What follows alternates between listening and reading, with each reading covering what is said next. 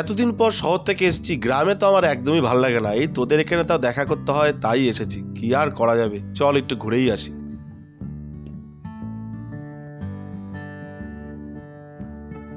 আরে গোপাল না, কেমন আছো? এই তো ভালো আছি। তা তোর খবর কি সজলদা? এই বেয়াদব ছেলে পেলে রে বাবা, ন্যূনতম সম্মানটুকু দিতে জানে না। তুমি আমার সঙ্গে এরকম তুই তুকারি করে কথা বলছো কেন? আরে একটা সময় আমি তোমাকে পড়াতাম, একটা শিক্ষক হিসেবে সামান্য সম্মানটুকু তো আমার প্রাপ্য। এই কি বলো ফাউল কথাবার্তা? যখন তুমি আমার পড়াইতা তখন তোমার আমি সম্মান দিতাম, তাহলে এখন কি তোমার স্যার করে ডাকতে হবে না আপনি করে বলতে হবে? আরে তুমি কাকে কি বলছো? দাদা জানো দাদা কোথায় কাজ করে, কত বড় জায়গায়? দাদা শুনে তোমার আইডিয়াই নেই। তুমি কতদূর পড়াশোনা করেছো? আমি তো বিএসসি পাস। দাদার বাড়িতে সব গ্র্যাজুয়েশন পাঁচটা সিকিউরিটি গার্ডের কাজ করে। আর তুমি কোথায় কারাই রে? আরে শোনো, এইসব ফাউল লোকজন, ঠিক আছে, এইসব তো ফাউল লোকজনের সাথে কথা বলে তো তুমি তো ওই আমার পড়াইতা, এখনো সেই গ্রামে কি করো, সেই টিউশনি করে বেড়াও, আর হচ্ছে তোমার কি ওই বাটে গাড়ে কাজ করতে। তোমার কি স্যার বলতে হবে নাকি? অত বড় পজিশনে আমি চাকরি করি সেটা তুমি জানো? লোকজন যত সব ফাউল লোকজনের সাথে কথাবার্তা বলে আরে দিনটাই চল চল চল যত সব ফাউল লোকজন। ছেলে রে বাবা, এই চাকরি পেয়ে ধরাকে সরা জ্ঞান মনে করছে, ন্যূনতম সম্মানটুকু কাউকে দিতে জানে না। এই তোরা যাতে কালকের থেকে এই রাস্তায় না দেখি, প্রত্যেকদিন এই রাস্তায় আসবি আর আমার টুম্পাড়ে জ্বালাতন করবি, সেটা আমি সহ্য করবো না। কি করবি কি তুই? হ্যাঁ তুই কি করবি? টুম্পা আমার শুধু আমার, একদম ওর দিকে টাকা মারপিট করছিস কি হয়েছে? না, টুম্পা শুধু আমার, আর ও আমার টুম্পার দিকে তাকাচ্ছে প্রত্যেকদিন। কি টুম্পা আমার, তোর না? বারবার একদম বাজে কথা বলবি না। টুম্পা শুধু আমার না, আর কারো না, ও শুধু আমার। তোকে বলেছি রাস্তায় আসতে না, তুই আসবি না। কি করবি তুই? আমি এই রাস্তায় আসবো আর টুম্পা শুধু আমার, কারো না। দাঁড়া, ও প্রতিদিন এই রাস্তায় আসবে আর টুম্পাটা জ্বালাতন করবে প্রত্যেক দিন। এই একদম কথাবার্তা সামনে বলবি, হ্যাঁ উল্টো পাল্টা একদম কথা বলবি। টুম্পা তোর মানে? টুম্পা শুধুই আমার মানে? আমি ওর বাড়িতে প্রস্তাব পাঠিয়েছি, ওর সাথে আমারই বিয়ে হবে। প্রস্তাব পাঠিয়েছিস মানে? জানি আমাকে কত কিছু দিয়েছে, সোনার কানের দিয়েছে, মোবাইল দিয়েছে, ল্যাপটপও দিয়েছি। তাই টুম্পা শুধুই আমার, আর কারণ টুম্পার সাথে আমার কথা হয়েছে, ও আমাকেই বিয়ে করবে। এরপর থেকে যদি তুই ওর দিকে তাকাস না তো ভুল করে একদম কি তুই আমাকে মারবি আর ওর আঙুল ছুড়বো না, তো টেকনিমেন্টে একদম ভেবে ফেলবো আমি। তুই থাম কি টুম্পা কি টুম্পা রুম্পা? এই বয়সে পড়াশোনা করার বয়স তোমার টুম্পা মারছো? শোনো দাদা, আপনি আমারে যা করবেন করুন, কিন্তু টুম্পাটা নিয়ে কিছু বলবেন না, তাহলে কিন্তু আপনার সাথে গ্যাঞ্জাম হবে। আর আমি পড়াশোনা করে সারাদিন কী করেছি? হ্যাঁ, আমাদের ঝামেলা আমরা বুঝে নেবো, আমাদের ঝামেলা আপনি ঢুকতে আসবেন না, আপনি যেখানে যাচ্ছেন যান। এই থাম, কার সাথে কিভাবে কথা বলতে হয় জানিস না?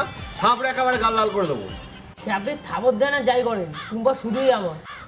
এই কি হয়েছে? কি তোরা এখানে কিসের ঝামেলা কিসের? আরে গোপাল দা দেখো, এই বয়সে বাচ্চারা পড়াশোনা করবে, তাদের প্রেম করে বেড়াচ্ছে। দুটো কথা বলেছি তাতেই এদের রাগ হয়ে গেছে। হ্যাঁ ঠিকই তো আছে, এই বয়সটাই তো প্রেম করা, ঠিক বয়সেই তো প্রেম করতে। তো তুই বড় হয়ে অপমাস করে আসিস না। ঠিক আছে, দাদা একটা জ্ঞানী বলছে, তাই ঠিক কথাই বলছে। আর আপনি এসছেন আমাদের জ্ঞান দিতে। আমাদের মধ্যে ঝামেলা হয়েছে আর আপনি এসে নাক গলাচ্ছেন আমাদের ঝামেলাতে। শোন, ওরা তো ঠিক কথাই বলছে, ওরা ছোট, ওদের মধ্যে তুই আইসিস কেন? আর কেউ কাউরে জ্ঞান দিতে গেলে তার ন্যূনতম যোগ্যতা থাকা দরকার। তোর কি যোগ্যতা আছে যে তুই ওদের মধ্যে জ্ঞান দিচ্ছিস? কাউরে জ্ঞান দিবি আর সে তোর জ্ঞান শুনবে, তোর এমন কি যোগ্যতা আছে? ঠিক আছে দাদা, আমি সব বুঝলাম, আপনি যেভাবে বাচ্চাদের আস্কার দিচ্ছেন এটা ঠিক হচ্ছে না। ঠিক আছে, তোর জ্ঞান দিতে হবে না, তুই যা তো যা। আর শোন, তোরা দুজনে মিললা এই যে একটা মেয়ে নিয়ে ঝামেলা করে কি লাভ? তুই টুম্পার সাথে প্রেম করতেছিস, তুই সোনালির সাথে প্রেম কর, তাইলে তো হয়ে গেল। ফালতু কিন্তু কোনো ঝামেলা করবি না, ঠিক আছে? যা, দুজনে যা, ঝামেলা করবি না। ওর টুম্পার সাথে প্রেম করলে তুই সোনালির সাথে করবি। মেয়ের কি অভাব আছে নাকি? যা, ঝামেলা করবি না, ফালতু জ্ঞান। চল, যেখানে যাইতেছিলাম সেইখানে গিয়ে চা খাই। চল চল, ফালতু ফালতু তিনটেই একেবারে। বয় এই সন্ধ্যা দুটো চা দাও। চিনি চিনি দিয়ে দিতে বলিস। ও দুটো চিনি দিয়ে দিও বেশি করে।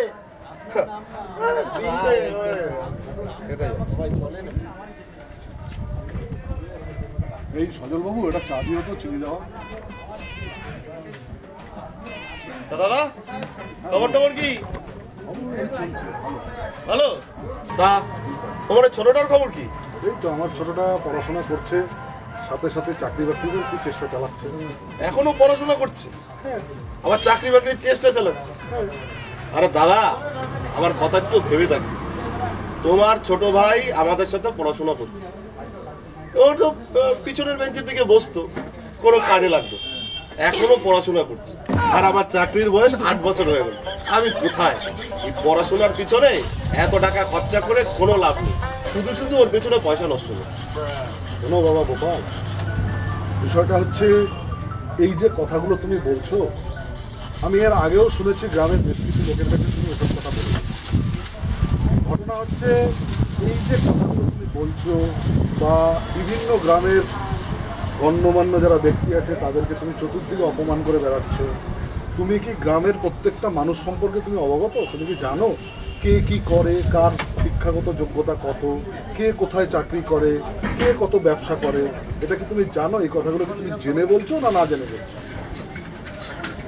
শোনো, তোমার থেকে এত জ্ঞান নিতে হবে না। বিষয়টা জ্ঞানের না। কেন তোমাকে আজকে আমি কথাগুলো বলছি, নিশ্চয়ই কোনো কারণ আছে। আমি তো এর আগেও শুনেছি তুমি বিভিন্ন লোককে বিভিন্ন রকম কথা বলছো। আজকে গ্রামের যারা ব্যবসা করে, যারা চাকরি করে, যারা শিক্ষিত, কে কত শিক্ষিত, আমরা গ্রামে সবসময় থাকি, আমরা জানি। তুমি গ্রামের প্রত্যেককেই নাকি অপমান করে চলেছো। তুমি না হয় আজকে একটা চাকরি করো, বেশ কিছু পয়সা করি করেছো, আমি যতটুকু শুনেছি। তার মানে তো এই নয় যে তুমি গ্রামের যারা সম্মানীয় ব্যক্তি আছে তাদেরকে তুমি অসম্মান করে বেড়াবে। শোনো দাদা, তুমি তো কোনো চাকরি বাকরি পাও না, কতদূর পড়াশোনা করছো সেটাও জানি না। এই এত বড় বড় জ্ঞান দাও কেন? এইখানেই তোমার একটু ভুল। কেন ভুল? আজকে আমি কি পড়াশোনা করেছি না করেছি সেটা কি তুমি জানো? জানো না। আমি একটা মাস্টার্স কমপ্লিট করার লোক। আমি যতটুকু জানি, তুমি তো বোধহয় 10-এ 8 পাসটা বোধহয় করছো নাকি? আর আমি চাকরি করি না বেকার নাকি ব্যবসা আছে, এটা তোমার আগে জেনে তারপরে কথাটা বলা উচিত। আমার সারা বছরের ব্যবসার টার্নওভার কথা তুমি জানো? তোমার ধারণা আছে? জানো টার্নওভার কাকে বলে সেইটার ধারণা আছে? 10-এ 8 পাস করেছো। বড় বড় জ্ঞান দেয়, তোমার জ্ঞান না আমার শুনতে ভালো লাগছে, বুঝতে পারছো? জ্ঞান অন্য জায়গায় দেয়। তুমি শুনতে ভালো লাগবে না। কেন শুনতে ভালো লাগবে না বলো তো?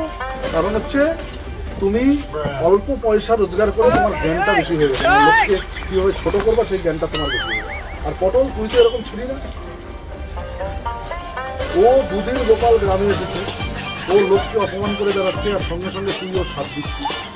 তোর তো অন্তত একটা ধারণা থাকা উচিত ছিল যে গ্রামের কোন ব্যক্তিটা কি পড়াশোনা জানে, কার কত পয়সা আছে, কে কোথায় চাকরি করে, কার কত শিক্ষাগত যোগ্যতা, তোর অন্তত জানা উচিত।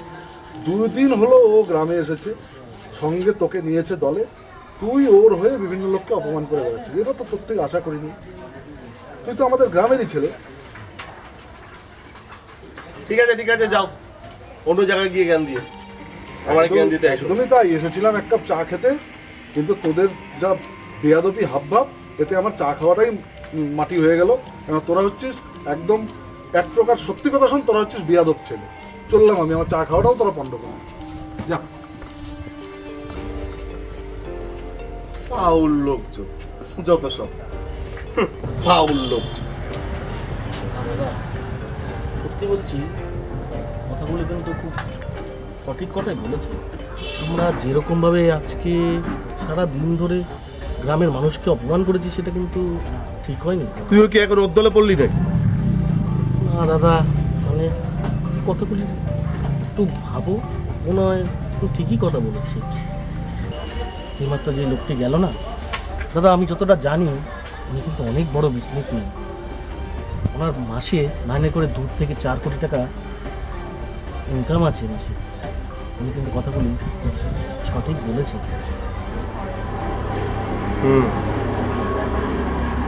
ঠিকই বলেছিস, আমাদের বোধ হয় এইভাবে সবার সাথে ব্যবহার করাটা ঠিক হয়।